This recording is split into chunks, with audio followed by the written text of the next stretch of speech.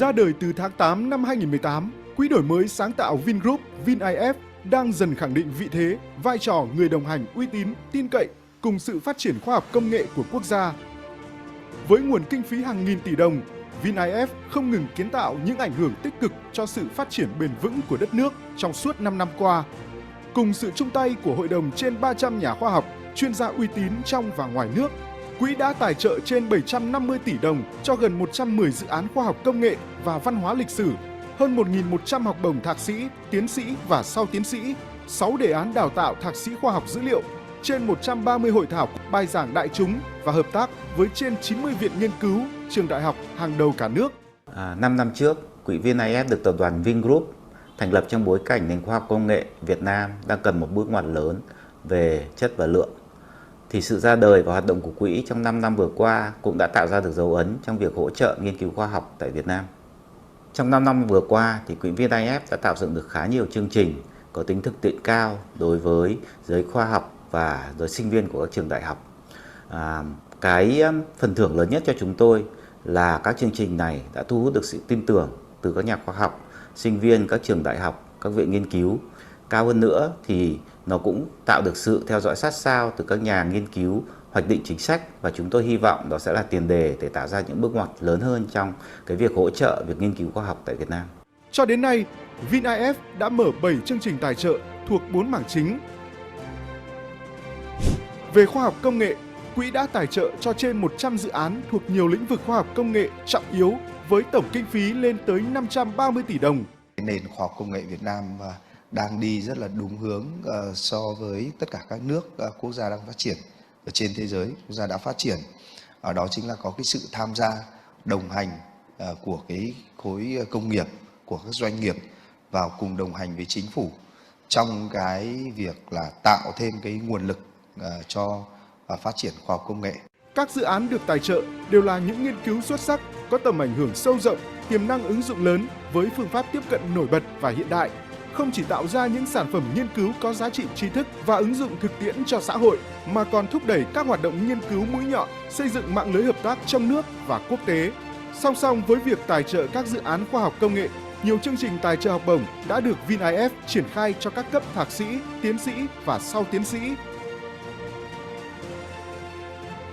Bên cạnh các chương trình học bổng, năm 2020, Quỹ VinIF đã triển khai chương trình tài trợ và hợp tác đào tạo thạc sĩ khoa học dữ liệu. Sau 3 năm, Quỹ VinIF đã ký kết 6 đề án đào tạo thạc sĩ liên kết với viện nghiên cứu, trường đại học đầu ngành ở Việt Nam với kinh phí cho mỗi đề án là 2 tỷ đồng mỗi năm trong thời gian 3 năm. Với sự thúc đẩy của VinIF, thông qua chương trình này, hai ngành khoa học dữ liệu và trí tuệ nhân tạo đã khẳng định là hướng đi đúng đắn trong việc xây dựng nguồn nhân lực khoa học công nghệ của Việt Nam, trở thành hai ngành mới trong danh mục đào tạo trình độ đại học, thạc sĩ, tiến sĩ của Bộ Giáo dục và Đào tạo. Chúng tôi cũng mong muốn là tạo ra là một cầu nối, ít nhất sau này cũng sẽ đưa được rất nhiều bạn trẻ đến với các trung tâm đào tạo và môi trường làm việc quốc tế. Thì những cái đó là mục tiêu của chúng tôi đề ra. Và quỹ của chúng ta là một cánh tay có thể nói rằng giúp chúng tôi thực hiện được những cái nhiệm vụ này. Và trong bài toán khi chúng tôi xây dựng quỹ học bổng của Đại học Gia Hà Nội thì cũng hoàn toàn là có một sự hợp tác và phối kết hợp sau này với quỹ rất là tốt.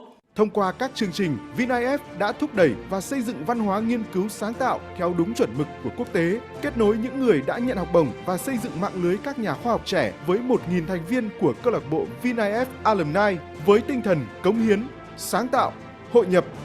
Ngay từ những ngày đầu thành lập, VinIF đã phối hợp cùng các cơ quan, tổ chức, đồng tổ chức và tài trợ cho các bài giảng đại chúng và hội thảo quốc tế uy tín. Thông qua sự phối hợp chặt chẽ cùng việc tổ chức chuyên nghiệp, trên 130 hội thảo, sự kiện lớn và bài giảng đã được diễn ra với hàng trăm diễn giả uy tín, trong đó có các giáo sư đầu ngành, các giáo sư đạt giải Nobel, Turing, thu hút trên 1 triệu lượt xem và tiếp cận, có sức lan tỏa tới toàn xã hội. Bên cạnh khoa học công nghệ, chương trình lưu giữ các giá trị văn hóa lịch sử cũng là một dấu ấn đặc sắc của VinIF đối với giới nghiên cứu, văn nghệ sĩ thực hành văn hóa, nghệ thuật, lịch sử nói riêng và giới khoa học xã hội nói chung. Quỹ đã tài trợ cho hàng chục dự án cùng nhiều sự kiện có ý nghĩa quan trọng thuộc nhiều lĩnh vực như dân tộc học, di sản văn hóa, âm nhạc, mang tầm vóc quốc gia. Để thực hiện được sứ mệnh của mình, chúng tôi luôn theo đuổi những giá trị cốt lõi đó là tinh thần cống hiến với sự tài trợ hoàn toàn phi lợi nhuận, đó là sự công bằng thực chất để cho các nhà khoa học có thể làm việc người thực, việc thực, có sự văn minh để các bạn trẻ sẽ có tinh thần cống hiến vào khoa học, và đặc biệt là chúng tôi luôn mang tính sáng tạo. Những chương trình của chúng tôi sẽ luôn cập nhật và để phù hợp với cả đòi hỏi của đất nước.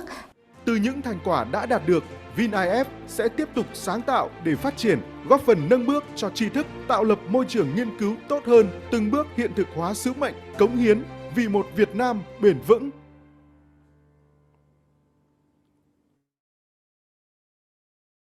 Hello again. It's great, hopefully, that you still around. Let me start sharing my screen to start with the second part of this presentation, which is going to be about informatic tools in personalized medicine. This should actually have belonged to the previous talk about what is the definition of public health genomics. So you've seen the outcome, and basically you know what public health genomics is. But I'll show you how we were motivated to come up with a notion of the ancient Greek temple that I've shown you in the previous presentation. Because the first thing we tried to look at the term of what the public health genomics is, we got with this definition. And this definition says that it's a responsible and effective translation of genome-based knowledge and technology. You know, this is something which really doesn't make sense. It's very difficult to understand. Okay, and then I had a student from the University of Berlin, Lindsay Mette, who tried to explain to me through her master thesis in very plain English. So she said that public health genomics consists of 4 pillars, which is cost effectiveness analysis, in raising public health, general public awareness, training healthcare professionals, and infrastructure. So all this, to go through the notion of personalized medicine, you need to go through the obstacle of political will. And after to go through the obstacle of political will, then you could talk about integrating pharmacogenomics into clinical practice. So her work was published in Pharmacogenomics in 2012, many years ago. But then after reading Lindsay's thesis, we thought of why not trying to use the example that I've just showed you, right? And I go quickly through this, because as you can probably see, and you remember, all these different pillars are serving the common goal, which is getting genomics research from the bench to the bedside, from the research environment to the clinic. And this is what you should aim always. So in this lecture, we'll focus on translational tools, on informatics.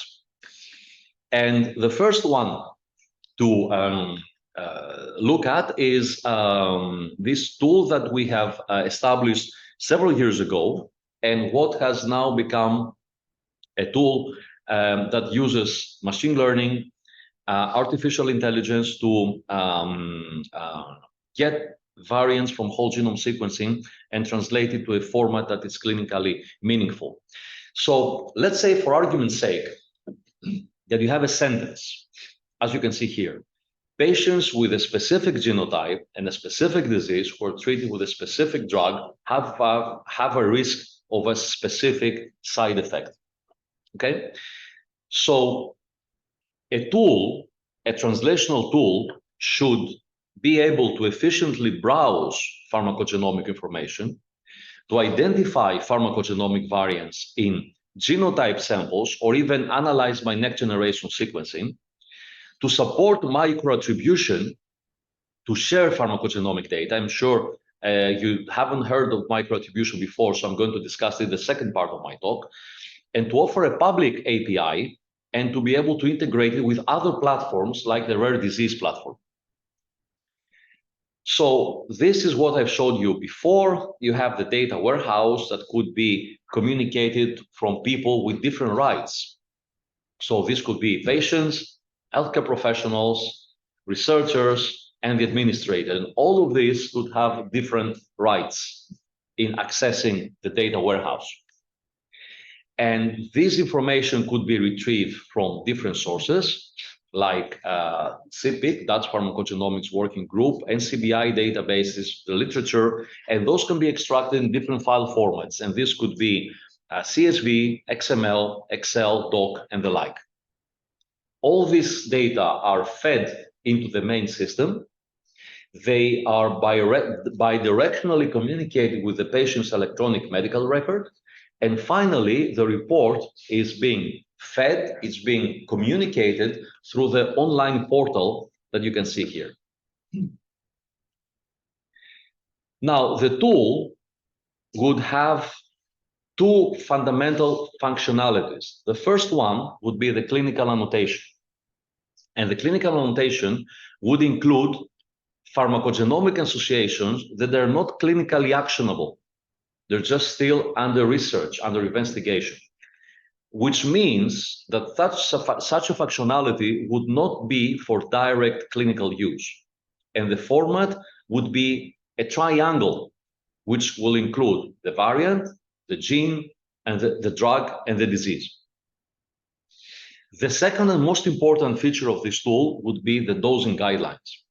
So in this case would be the pharmacogenomic information that's been maintained by various societies and regulatory bodies like CPIC, FDA, EMA, and so on. They should have highly documented evidence with supportive clinical evidence. It should have the format of haplotypes and drug, which will derive the effect and the recommendation to avoid that effect. For example, lethal toxicity and reduce the drug dose to avoid the lethal toxicity. And that's what the clinical annotation would look like. For example, nicotine with CHRMB2 gene, which is in these particular positions. It has used for tobacco use disorder, and this is the link to pharmacogkb. So this is the plain clinical annotation. Okay, the dosing guidelines is the important part of the story, because in this case, you would need to have haplotype 13, star 13 with star 17, related to sertraline, and in this case, the patient would be ultra rapid metabolizer. So the key important here is the recommendation. The recommendation would be to consider an alternative drug that is not predominantly metabolized by CYP2C19. Okay? And the definition, actually the nomenclature of those variants is based on the star allele fashion, which is used for pharmacogenomics. And this is what the entry in the database would look like. Sertraline, the gene, the haplotype, which is comprised of two variants, and that's the difference between the haplotype and the mutation. Okay, so you have two variants, not one. And then the combination of star 13 and star 17, according to CPIC, would yield to the patient being an ultra-rapid metabolizer. In this case, there should be a guidance on how to approach those particular patients. And of course, because we're talking about analyzing the information with next-generation sequencing, it would be the case that someone finds a new variant. So in this case, the researcher would have the opportunity to communicate the variant and enter it into the system for future use. Okay, so this is one of the fundamental innovative aspects of this particular tool that we have initially generated. And this figure was shown in the previous presentation. This tool, the way it operates is that it gets genetic information through two translational algorithms that gets the genetic translated into the language that the clinician understands. And the reason for doing so is because the clinician is too busy to search through all the existing information. So all he needs is to have such information handy before him, just before he or she prescribes the drug. And that's why it's very, very important. To come back to the previous slide, yes. So to submit a new variant, should it pass some kind of standard or pass some requirement, or all people can submit a new value? Yeah, so the notion was that if you see on the top left, you see that you have an ORCID, okay? So this, once connected to your ORCID, then you should get at least some kind of a minimal curation criteria. So it doesn't really mean that once submitted, it gets automatically into the system. It gets reviewed so that you can clearly correlate this variant, because a single variant doesn't mean anything. The important is to correlate the variant with a specific metabolizer status. And that's only when this becomes useful for future use. Otherwise, it would be useless, right? Yeah. Good question. Yeah, thank you. So now moving to the second part of my talk, you heard microattribution. Okay, so what the hell is microattribution? Let's have a look. Let's say that you are working in the lab and we have found a variant like this one here. You have two options: share among your fellow researchers in the community, post it, join a group, in general collaborate, or not to share. Keep it among you, keep it between you in your own drawer, and of course, shield. None of your business, okay? So that's why in 2008, Nature has come up with a microattribution concept, actually Nature Genetics. So the concept of microattribution was to produce a publication workflow that would be open to all journals and that draws on the expertise of those with a stake in understanding variation in a particular genomic region. Again, this sounds very wooden, very Chinese, very, as we say in Greece, right? And in simple words, we have two components. The first component would require a public genome browser. That will display the actual numbers of the articles and database entries. And the second part would be the comprehensive analysis article, which would be published in a high-profile journal that will summarize the phenotypes of all variants. So make no mistake, a variant by itself means nothing if it's not accompanied by phenotypical information.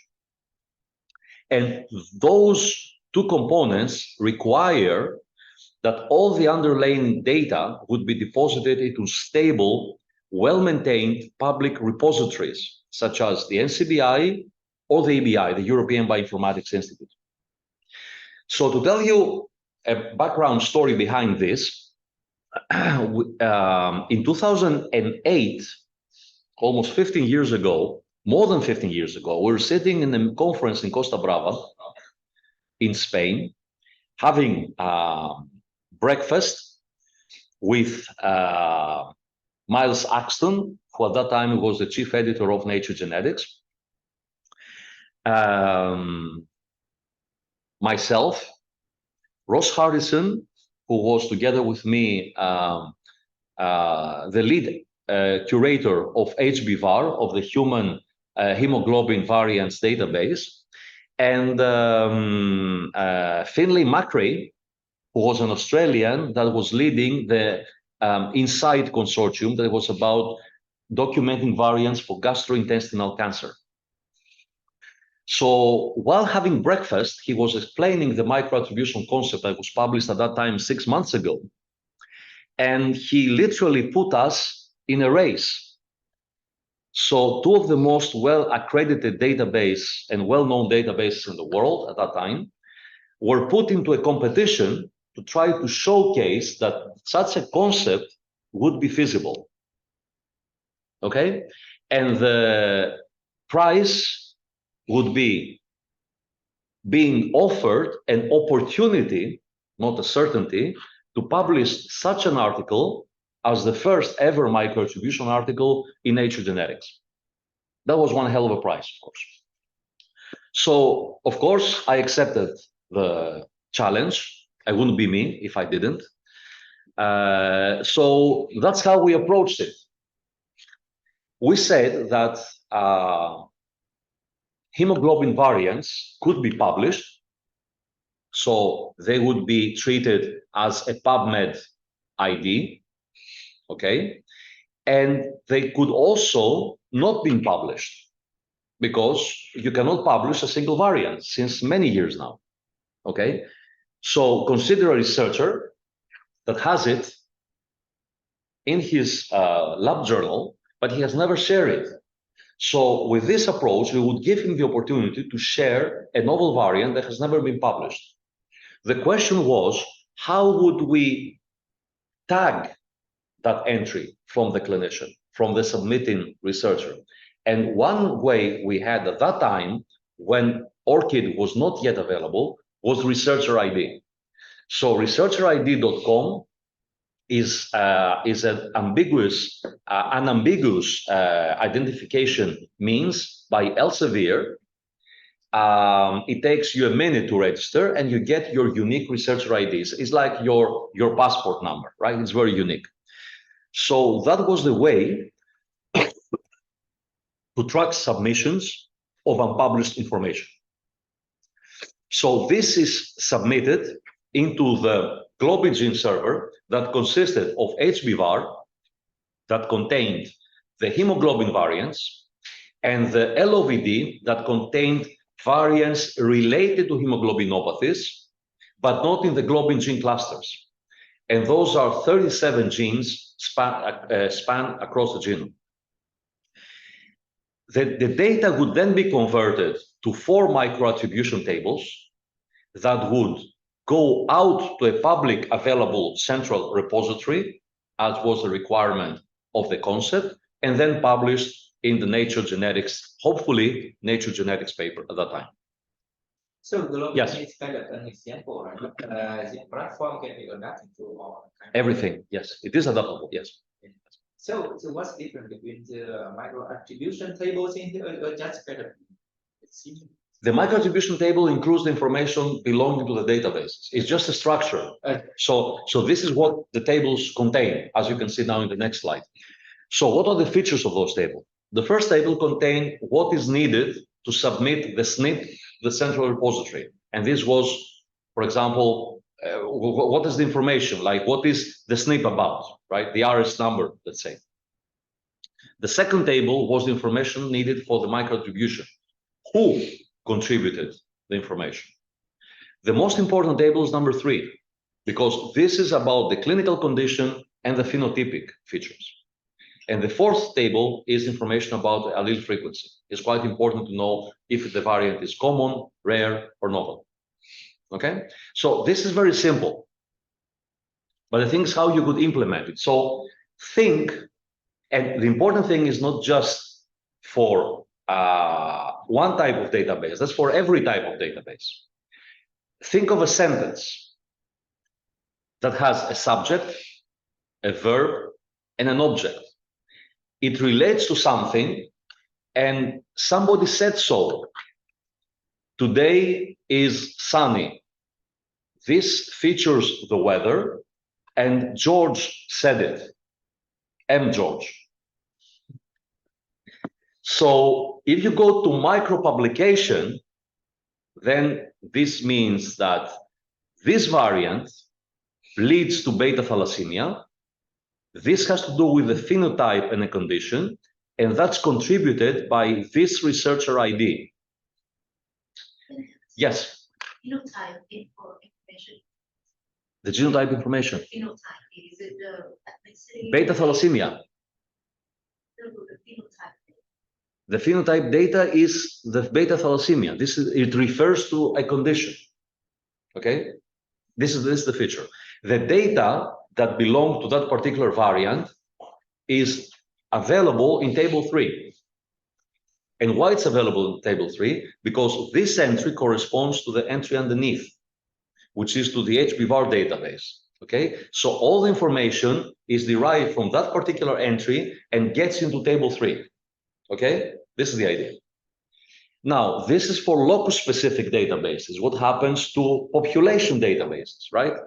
We have another case. This particular variant has a frequency of 80.5% in the population of Ghana. And that's another researcher ID that said so, that contributed the data. And this corresponds to find base, okay? And this is the population frequency. So not just locus-specific database, but also other types of databases, right?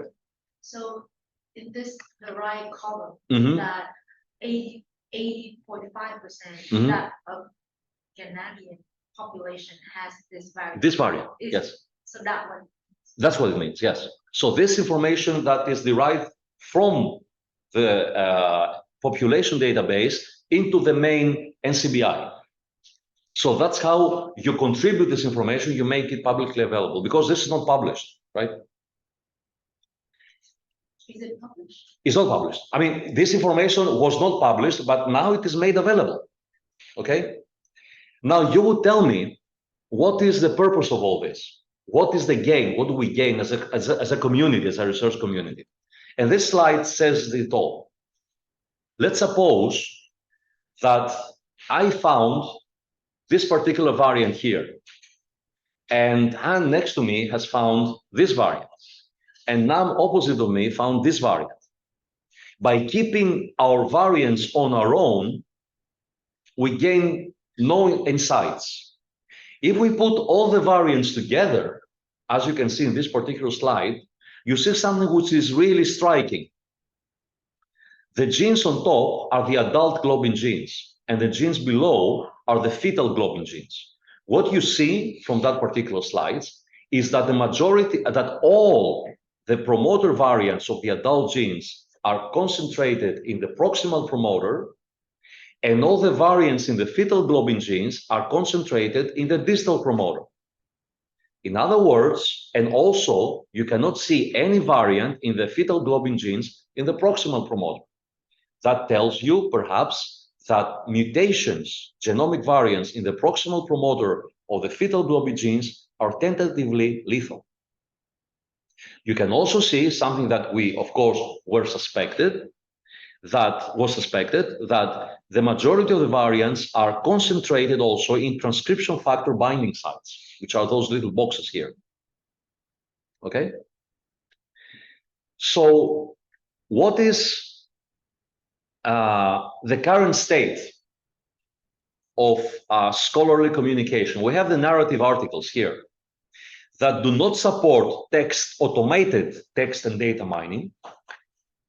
They cannot be used for citation metrics, and they do not support data sharing. But if you move, you see here, but if you move narrative articles on the top and you move nano publications or micro publications in the center, then all of a sudden, this allows data sharing, this allows citation metrics, and this also can be found, the claims into the nano publication using automated mining and annotation tools. And based on that particular example, Nature has established a journal to promote data sharing and reuse and to credit those that share the data. And it's called Scientific Data. And as you can see here, you have the data descriptor that can lead to a research article and also to the deposited data. Do you have to pay any money to download this? No, apparently this is free, right? So in case you're wondering, I'm not the chief editor of that journal because Nature took the concept and they established a journal on their own.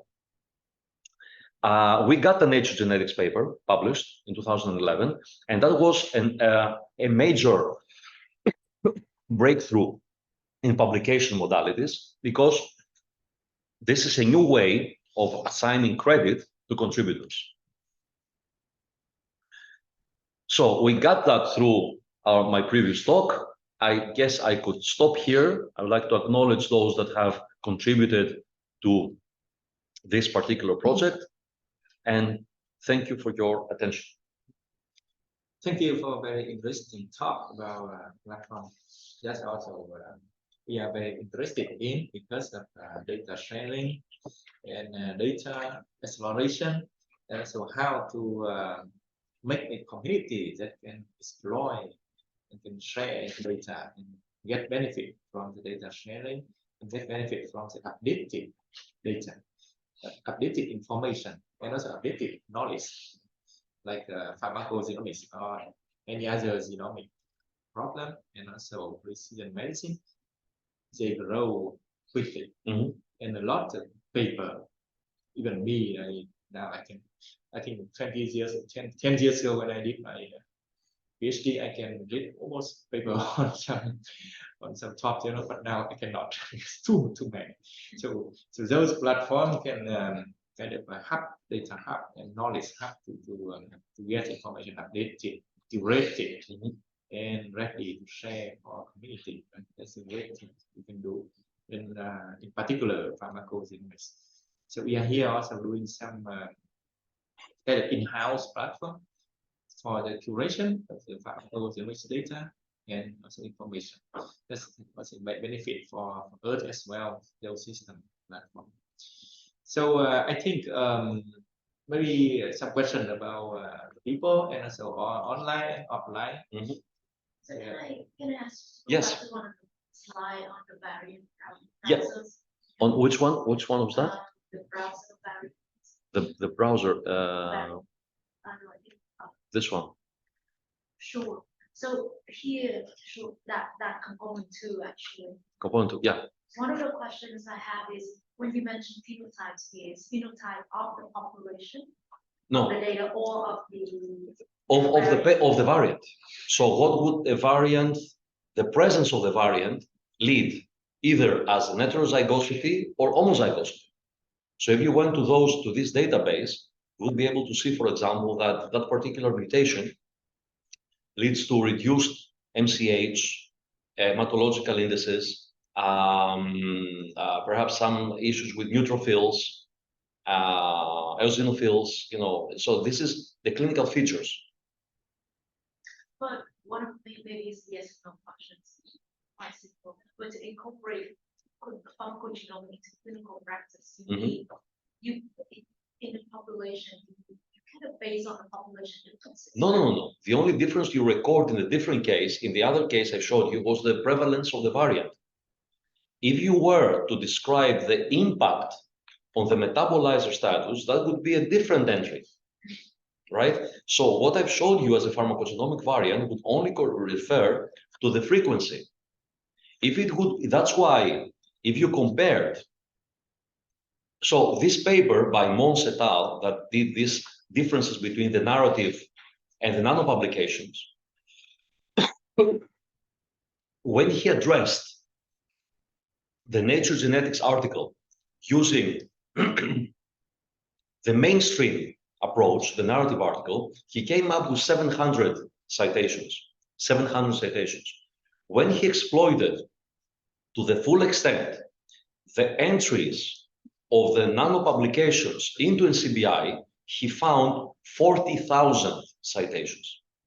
So a narrative article would have very limited potential in getting citations compared, actually claims, entries compared to what a nanopublication would lead to.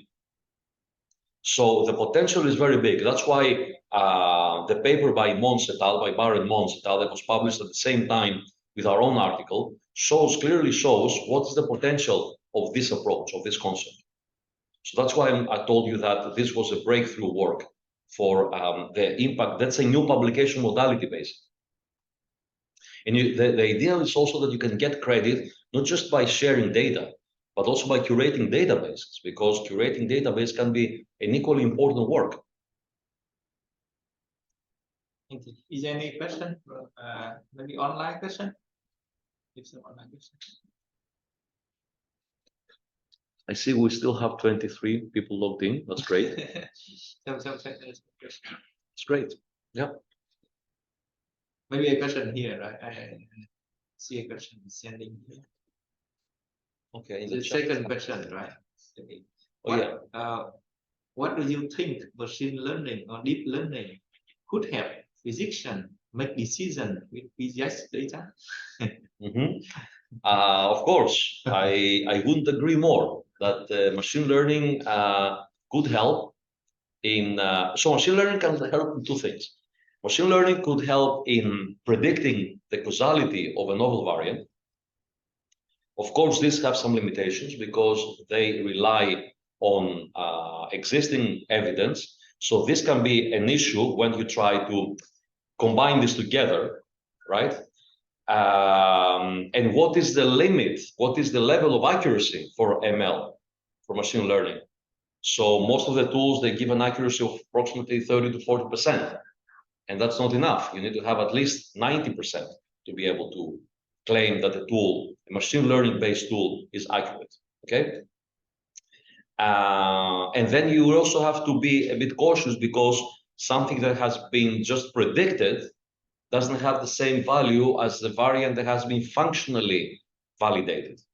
So that's a big difference. But still, again, you can claim, for example, if you have a stop coding mutation at the initiation codon, you don't have any protein, okay? You don't need to functionally show that because you know it's going to be zero, okay? So, but still, to be absolutely precise, you should have this variant tagged as not being functionally validated, okay? So that's one thing. The second thing that machine learning will help is to try to help you reaching a consensus in case you have differences among guidelines between different regulatory bodies. So this is very difficult to achieve because that's something we have tried, and ML still cannot produce a consensus report. And the reason for that is that you need experts. So reports issued by regulators are compiled by expert groups, okay? So you have the expert group of the EMA, of the FDA, of the Canadian entity, of the Singaporean entity, the Australian entity, and so on. So a machine learning tool cannot get all of them together and compile a consensus, okay? Because you need experts to do that. So we're not at the point that a machine could create something that an expert would, okay? You showed ChatGPT can do it. We tried that. Yes, and we get nonsense. Basically, we get all the different reports together. So it's not working. Sometimes it makes the results. I mean, I wouldn't try. I would get a consensus, and then I would validate it against an expert group. But if something like ChatGPT gives you back all the information by all regulators, then it's not good, right? I mean, we can do that, right? Ourselves, we don't need ChatGPT. Yeah. So such stargazer, yeah.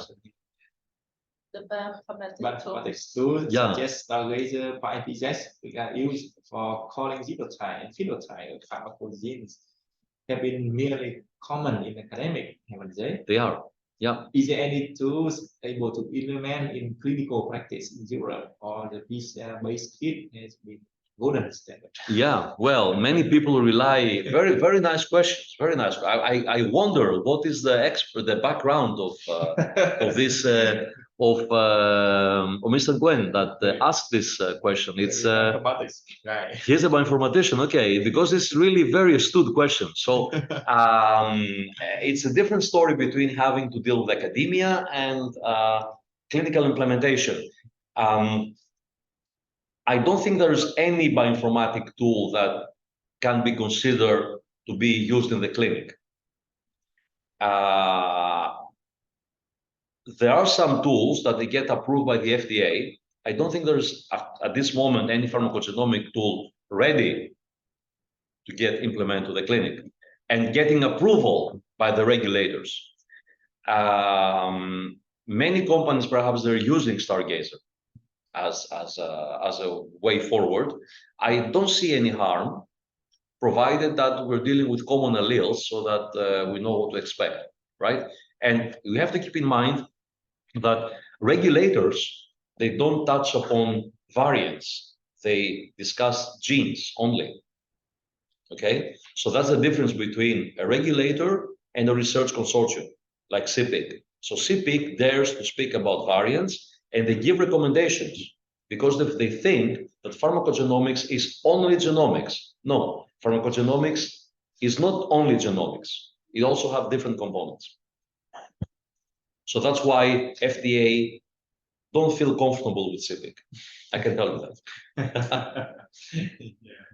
Yeah, a lot of debate about yes, how to implement the guideline and how the association like EPIC or DPWG or someone else can bring it to legal practice. A lot of discussion about it.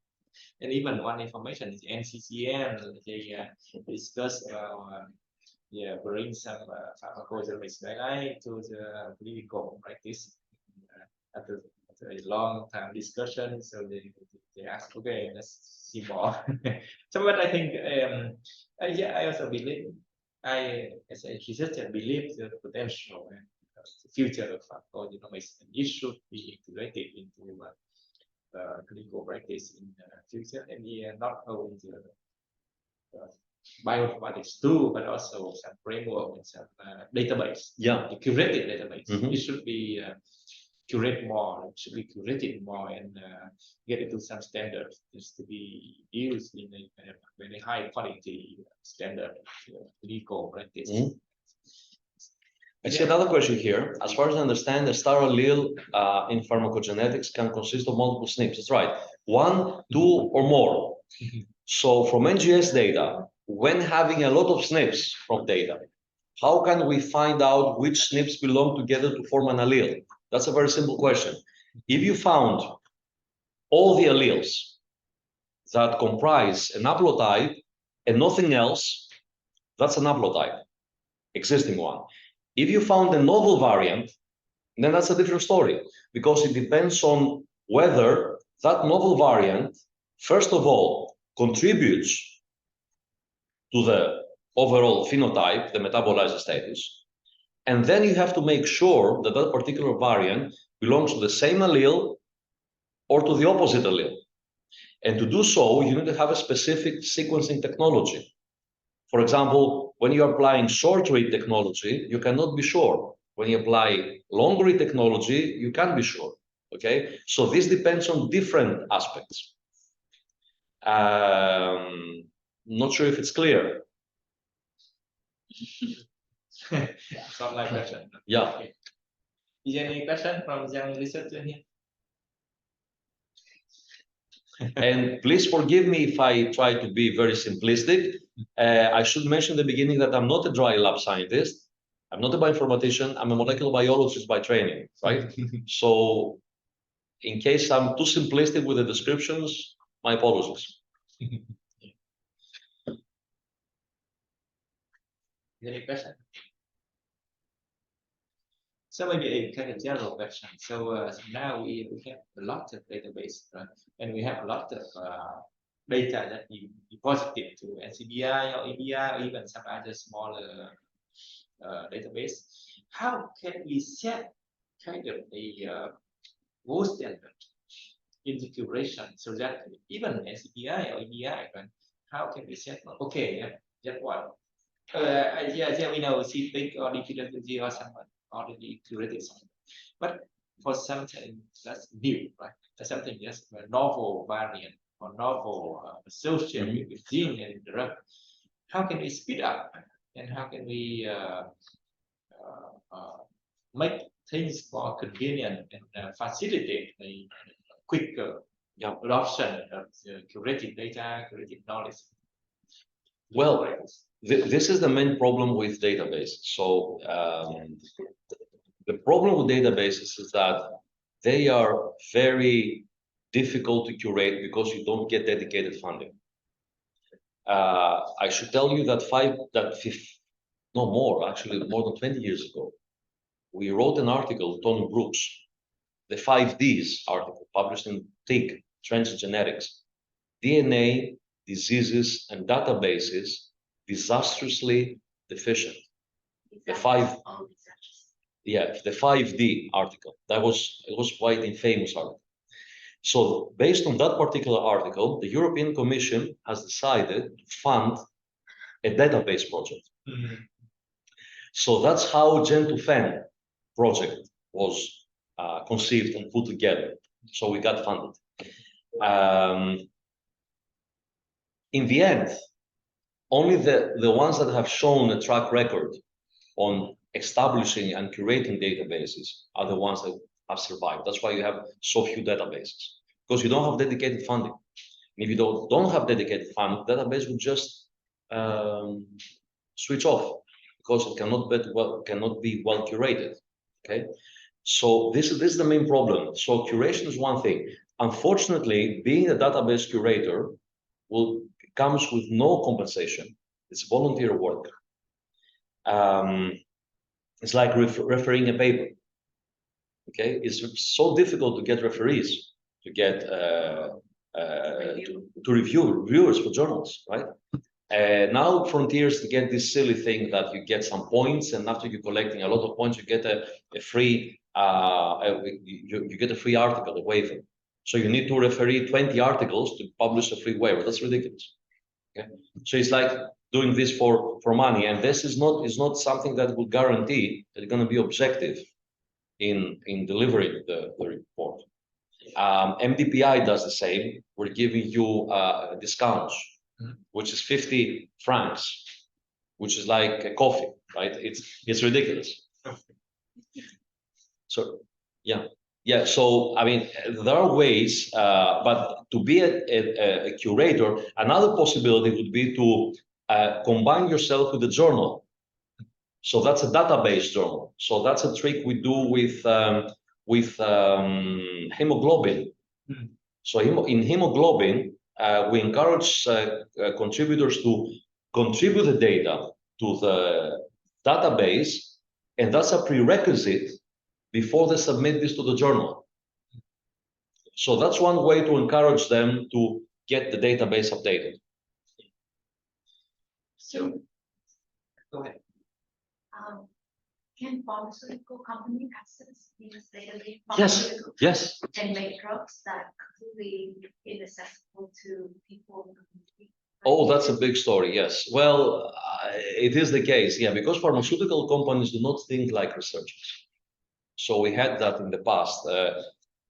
When we published this mechanism for reactivating fetal hemoglobin, we patented the gene.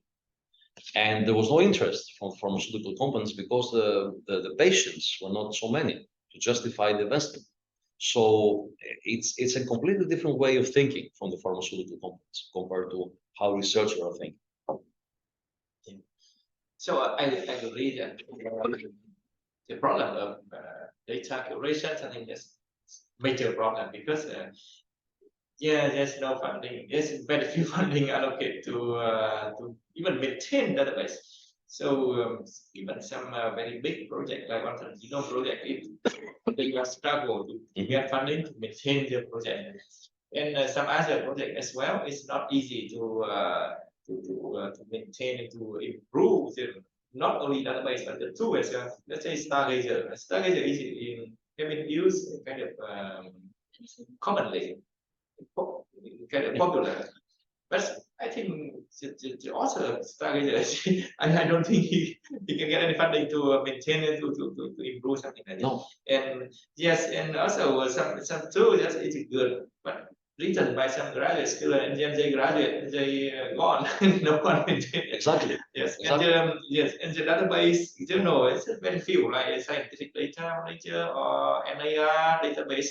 It's very few. So I think yes, one thing, just one guy from AI, just a professor from Stanford, Andrew, and he said, okay, 80% of AI work is in data curation, data analysis, and data engineering. Now, only 20% of the work is only the machine learning model development. But now, very few funding, very few people, very few work dedicated on the data curation, it's data data science aspect. That's the same problem with mathematics, Exactly. right? Exactly. There's a lot of work there, but no one do. No funding to do. No workload, and no human to do that. That's true. That's a very big problem. So, in terms of Joe's field, yeah, because you are the editor-in-chief of the pharmacogenomics journal, it's also a famous journal belong to the Nature publishing. So, do you think of any idea that we can do something better for the pharmacogenomics community? As a database, you mean, or as an AI tool? Well, it's very simple. It's very simple to do research and call a genotype. So you see the genotype of a transgenic animal. Okay, then you see, okay, that's a knockout animal. But when you're talking about a human, especially a patient, then it takes a lot of courage to sign a report indicating that this person is homozygous for that particular variant and he will develop that particular disease. So the same goes with the software. So the software that does evolutionary biology or even variant calling, it's great, it's interesting, or predicting the pathogenicity of a variant. When this comes down to the patient, how certain you would be that a pathogenic variant that is predicted to be pathogenic will be likely the same in the individual, and you can sign a report saying that you bear a novel variant that will render you intermediate metabolizer to sertraline or tamoxifen, right? So it's a different thing about doing research, a different thing about doing clinical implementation. That's, I think, what is the key point. That's why the FDA is very, very reluctant of supporting initiatives that they are not following the conventional path of the approved guidance. That's why they disagreed with providing clearance to a company in the US that applied for getting granted the approval from the FDA. You have to be very, very stringent about that. I can tell you the name of the company offline. I cannot share that with you. Yeah, okay. Yes. Yeah. Okay. Thank you. So we're almost running out of time. I really want to thank you also the participants, because I'm really surprised that we are still the same number as we entered. It's 2 hours. I really congratulate you for your courage to stay here with us online. I know it's difficult. Yes. That's the AI, that's Siri, right? So, yeah, you can't escape. Yeah. Okay. Thank you very much for the attention. Thank you all. You are. See you next time.